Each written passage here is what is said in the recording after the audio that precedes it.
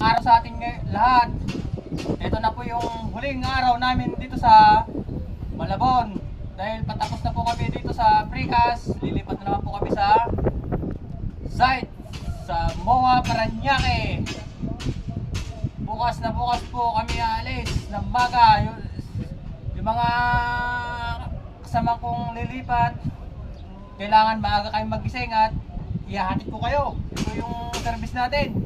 Kailangan alas 4 nakalis tayo rito kasi matraffic sa daan, tapos medyo mabagal tong sasakyan natin. So ayun guys, papasalamat ako kay engineer, kay Boss Chris, lahat na po ng kasamaan namin dito na may iwan. Sana ay iingat po tayong lahat dahil may umaasa sa ating pamilya. Sumunod tayo sa safety department para iwas accident.